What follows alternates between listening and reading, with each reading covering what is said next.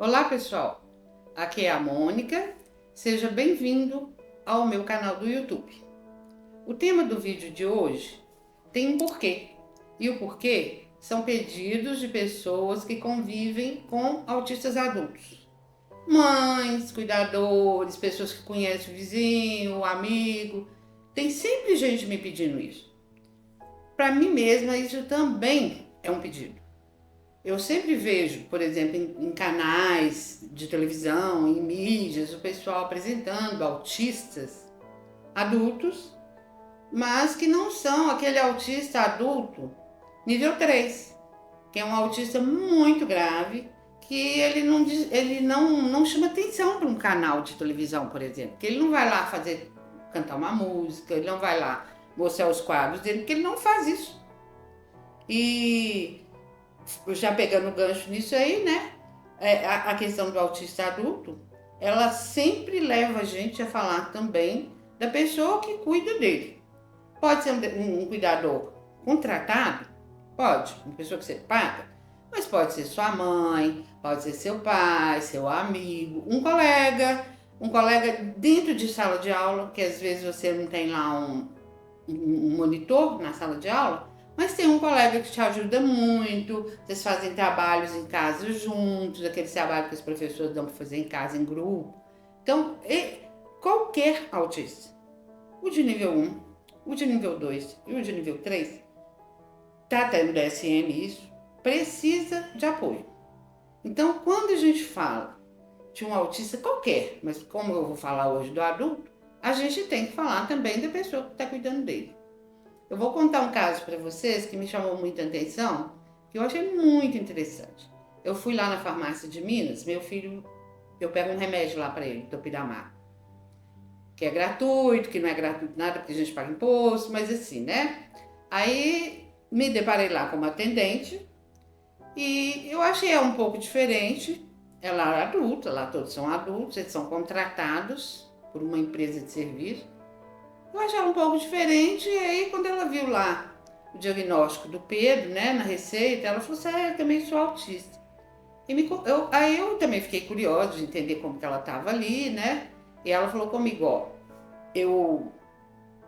hoje eu estou com facilidade de trabalhar aqui, ela conversava muito bem, era muito legal conversar com ela, que ela entendia inclusive as perguntas da gente, porque tem autistas que voam, você pergunta, eles não respondem a mesma coisa que você perguntou.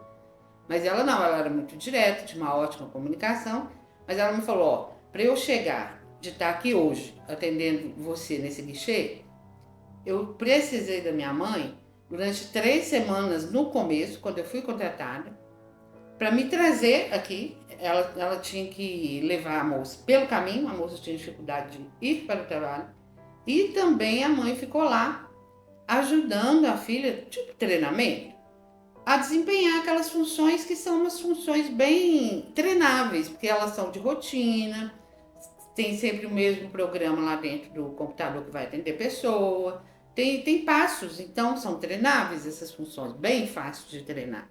Mas ela precisou da mãe dela lá durante 3 semanas, que é uma coisa que, por exemplo, né? Vamos dizer, eu passei num concurso, vou tomar posse. Eu não precisei de ninguém ficar me treinando. O comum é a gente não ser treinado. Às vezes a gente tem um chefe que dá dicas, mas no caso dela era assim. Ela teve a mãe monitora, né? E ela ainda falou comigo. Eu agradeço muito a minha mãe, porque sem ela não faria nada. É a minha mãe que está sempre me levando para os lugares, que foi sempre me ajudando para eu chegar onde eu estou agora. E eu não cheguei ainda, não estou sozinha. Ainda falou assim, eu já cheguei e ainda não estou sozinha. Qualquer coisa que eu vou começar, ela está sempre me ajudando no começo. E eu também assisti um filme de uma advogada. O filme chama Uma Advogada Extraordinária. É da Netflix. Ela é uma autista também de nível 1, mas que tem uma mente brilhante. Ela fala vários idiomas, ela sabe todos os códigos de direito que você imaginar. É um caso real. E me chamou muita atenção que essa moça, advogada, também sempre precisa de um apoio. Um amigo, ela chegou para trabalhar no escritório, tinha um colega lá que ficava bem próximo dela, que percebeu que ela tinha dificuldade. E essa advogada foi trabalhar num escritório que trabalhava com... Trabalho, não sei se ela ainda está por aí, porque o filme é recente, com direito penal. Então, ela ia à júri popular e ela tinha muita dificuldade de se comunicar no júri popular. Ela sabia colocar o direito no lugar certinho, que os chefes dela até assustavam de quão brilhante ela era para fazer o relatório, encaixar dentro da lei. Mas lá no júri ela tinha muita dificuldade. Toda vez que ela ia no júri, ela estava mais para sozinha, vamos dizer assim, né? Sempre algum colega de escritório, com ela esse que se aproximou mais dela, mas não era igual a mãe da moça lá da farmácia de Minas, que foi treinada, até porque num júri popular é muito mais difícil, né? É um ambiente mais difícil de treinar, porque não é uma rotina. O advogado de defesa lá, por exemplo, faz uma explanação e você tem que responder aquilo. Um réu, uma pessoa que vai falar lá, né, que foi chamado, uma testemunha, fala uma coisa, você tem que rebater, então não dá para treinar. Então eu notei essa diferença assim, muito, assim, todas duas me relataram ter dificuldades do filme, né, eu vi, e essa moça lá da atendente de farmácia de Minas, mas a atendente da farmácia de Minas se comunica melhor. E eu achei que ela tem uma capacidade de passar para o outro lado, de comunicação. A advogada, talvez também porque o trabalho dela era mais difícil, né? Ela percebia que tinha dificuldade, mas ela não conseguia muitas vezes. Ela causava até tumulto nos júris. Eu ainda não terminei de assistir o filme. Quero ver se ela evoluiu no filme depois. E é um caso real, é legal vocês verem na Netflix, uma advogada extraordinária. Ela é asiática, que é muito legal, que a gente vê a cultura também deles lá, né? Então é muito bacana o filme. E eu quero falar também de um outro tipo de autista, né? Que eu classifico em tipos, que é aquele nível 3 do DSM, que também precisa de muito apoio, muito, muito, muito.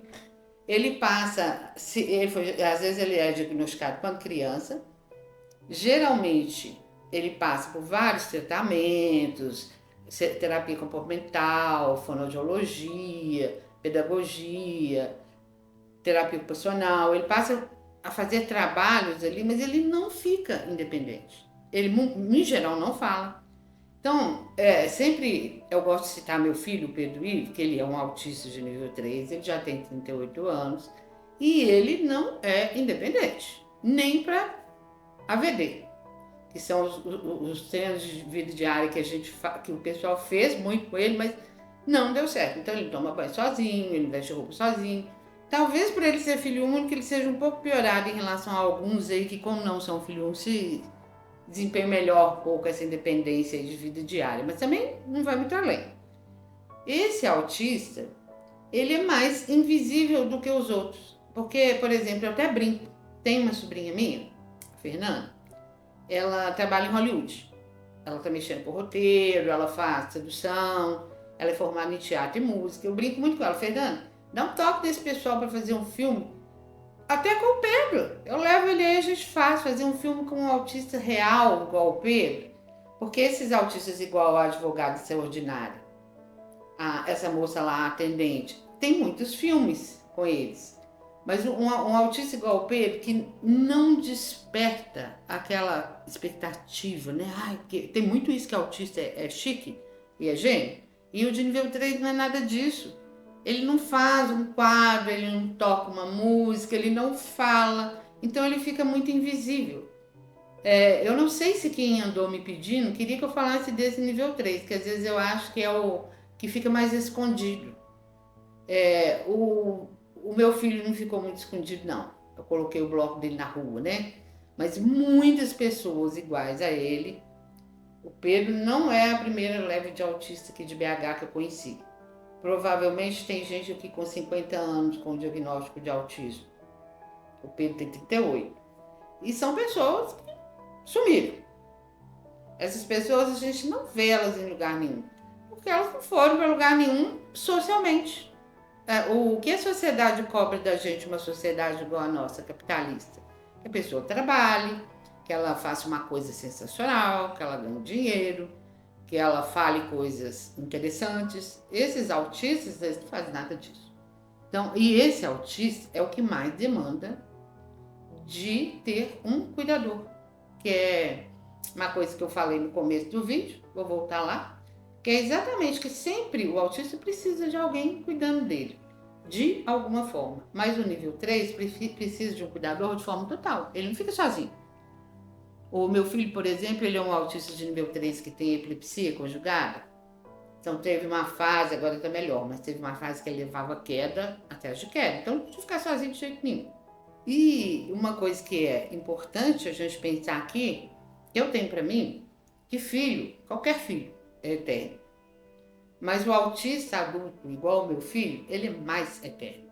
Porque ele é muito dependente. Então, eu já li um livro que chama Meu Filho Eterno.